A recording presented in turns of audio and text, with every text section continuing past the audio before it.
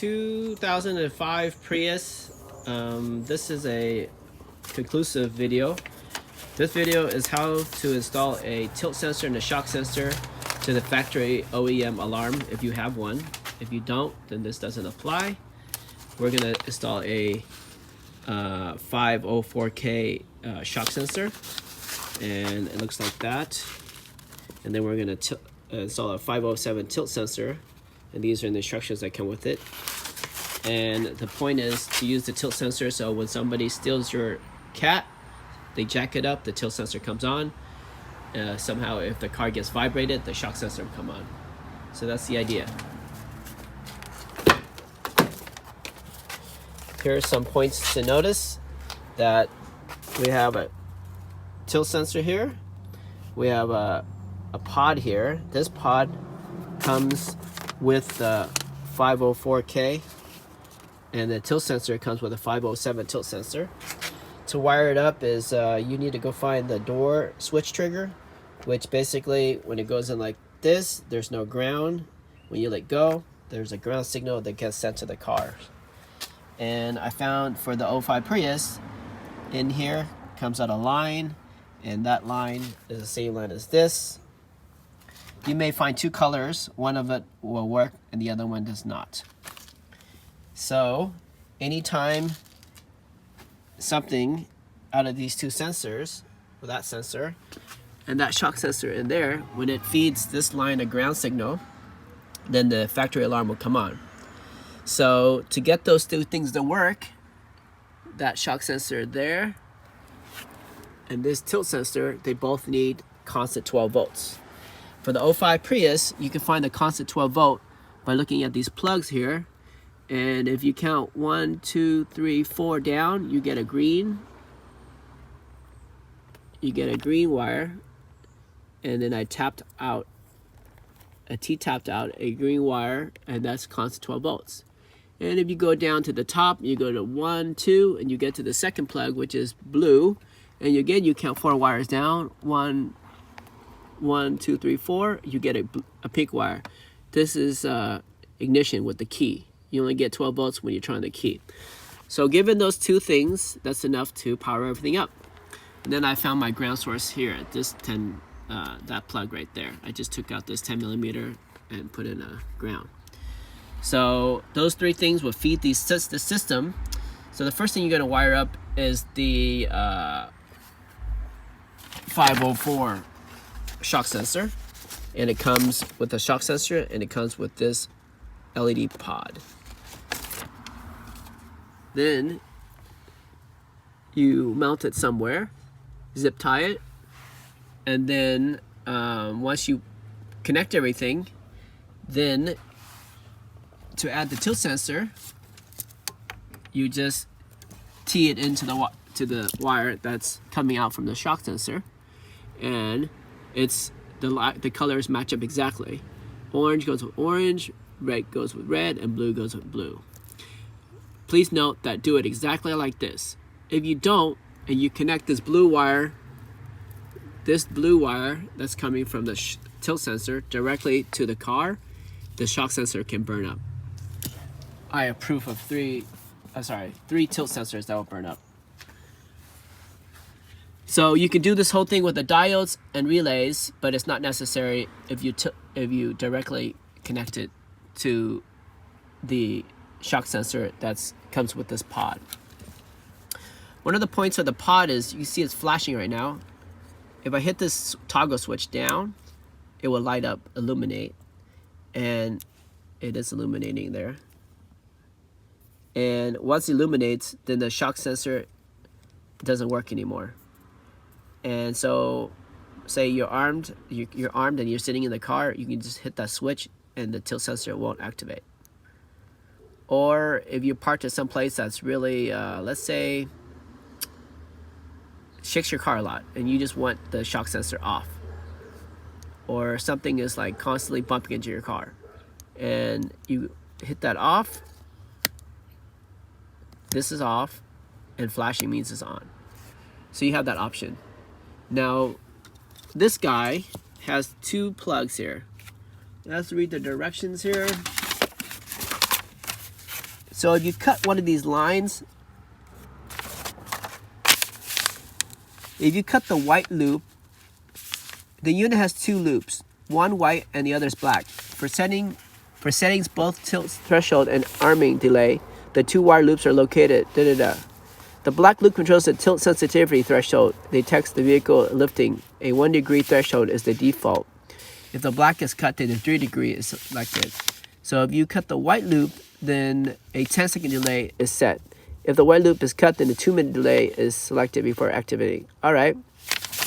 So basically, if you don't cut this white and the white connector, then it's the default 10 seconds.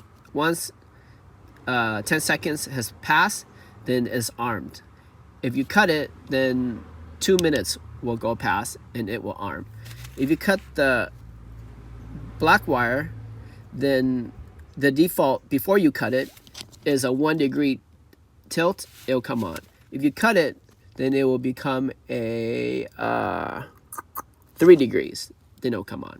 So let's say you got a really high car, and then for some reason it's bouncy. So you may want to cut it so you can get 3 degrees. And that's that. I don't know when would you want to do the white wire. Maybe you have like a turbo timer or something, and your turbo timer shakes your car and it causes the car to vibrate. So you want like a 2-minute delay. So those are like scenarios I can think of. Another important thing about this install is to understand about this orange line. Orange line is feeding into this orange line, and the orange line feeds over here, which is to the pink line, and all that meaning is it's the source is with the key. So every time you turn on the car, this orange line gets 12 volts. The red one always gets 12 volts.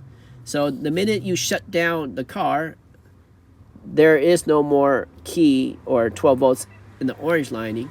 So the sensor, what it does after reading the directions is it remembers the last known degree setting when it had that 12 volt key on. So for example, if it's flat right now, and then I park in San Francisco Hills at an angle, let's say I'm facing downhill like this. So I shut down the car, this sensor is going to remember this last angle like this.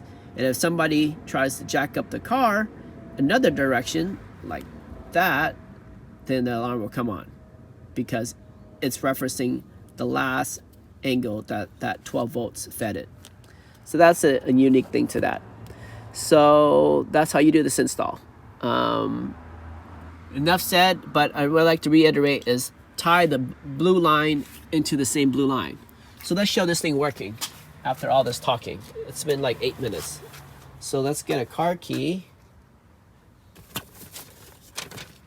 The car key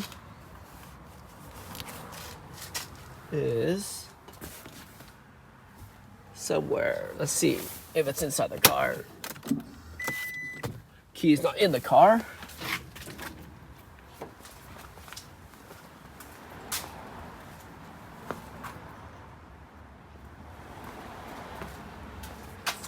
All right, I'm gonna leave this telephone recording down. I'm gonna go to the house to get the key.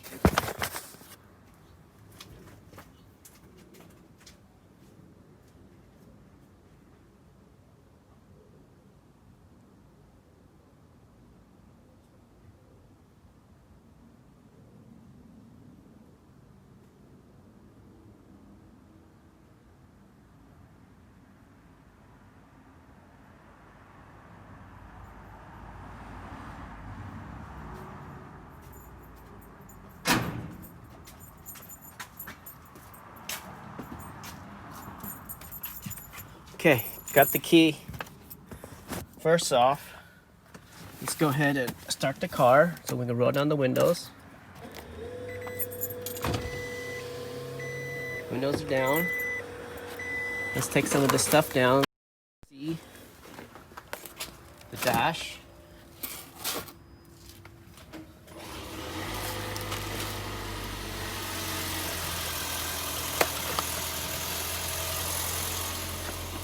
All right, so now we're gonna shut down. So let's go ahead and put this someplace I can get access to it. Say right there. I'm gonna shut down the car. So that means that this thing is referencing that angle, a slight tilt. Now we're gonna close the car, and then we're gonna arm it. Now we're gonna count how many seconds since the alarm on the Prius come on. Let's say that's 5, 6, 7, until that red light flashes there. 15, 20, 25, 26, 27, 28, 29, 30, 31, 32, 33, 34, 35, 36, so about 30 seconds or 40 seconds, something like that. Now, basically the car is armed, and I have two options: kick the wheel or move the tilt sensor. So let's try the tilt sensor. Let's leave this key outside so I can disarm it. There it goes. It came on. So that's that. Alright, so the tilt sensor works. Now the next thing I'm going to do is I'm going to arm the car again. Let's count it this time. 1, 2, 3, 4, 5, 6, 7, 8, 9, 10, 11, 12, 13, 14, 15, 16, 17, 18. So roughly 30 seconds or something like that, 20 seconds. So now what we're gonna do is we're gonna take the key out, and we're gonna try to shock or hit the car. Show the shock sensor working.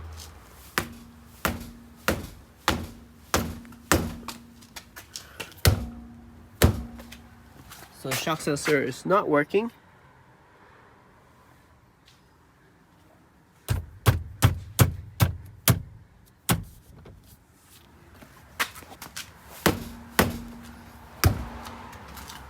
So let's go into the car and see why.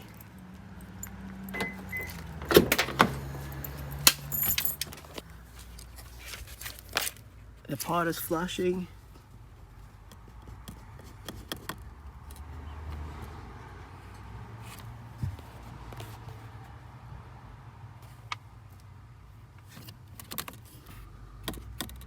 There, it lit up. So now it's gonna work. I think it has to do with this key being close to the car. So, here we go. 30 seconds later. Sorry this video is going so long. But I did one in the dark, and so I decided to do one in the light.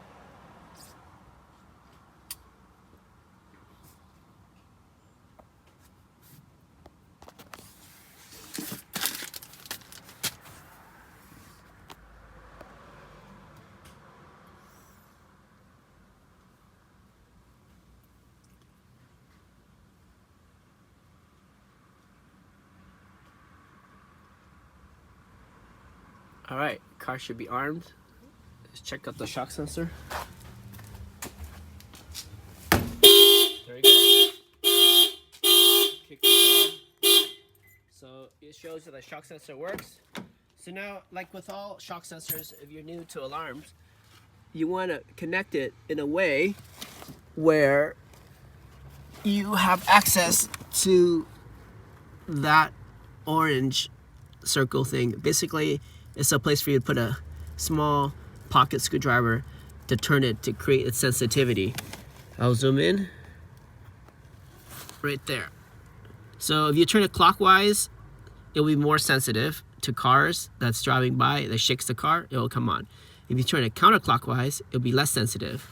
So you gotta find a fine tuning where you will turn it a little bit sensitive, and then if you find that it's a lot of false alarms, because cars driving by, wherever you live, turn it counterclockwise a little bit, a little bit, a little bit. So the point where it doesn't come on often. Of course, there's cars with like loud music and stuff that can turn it on. So that's a rarity, but it can happen. But if you turn it too counterclockwise, meaning too less sensitive, then when somebody breaks in and they shake the car, it doesn't activate. So that's the trade-off. Again, this video and this idea of doing this came from 12-volt Neutron. Does not mean, of course, but I'm giving the person credit, and I'm just copying him. And before I did it, and I copied him, and I didn't tie it, T-tap it exactly like how he did it, and I tied it directly to the car, I burned up these tilt sensors. And following his direction, it worked great.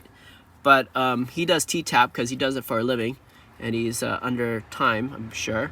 So if I was to do it on the next car, I'll probably weld everything to make sure there is no inconsistencies of vibration and stuff. But that will be for the future, another car, probably another Prius. And what else can I say? Price-wise, one-stop shopping video. You can get these tilt sensors somewhere between $15 to $30 on eBay. And Amazon, they're about $30. And the shock sensor is about $30, most places I find. And you can find them for $15, but it won't come with a pod. So I'm not sure if it'll work without the pod. Maybe but the pod has like resistors and things in there or relays that can handle the higher amperage draw of this ground wire that I'm telling you, where if you directly connect the blue wire, it burns it up. Sorry for the redundancy, but I felt like being redundant on this part is kind of important. All right, thanks for watching.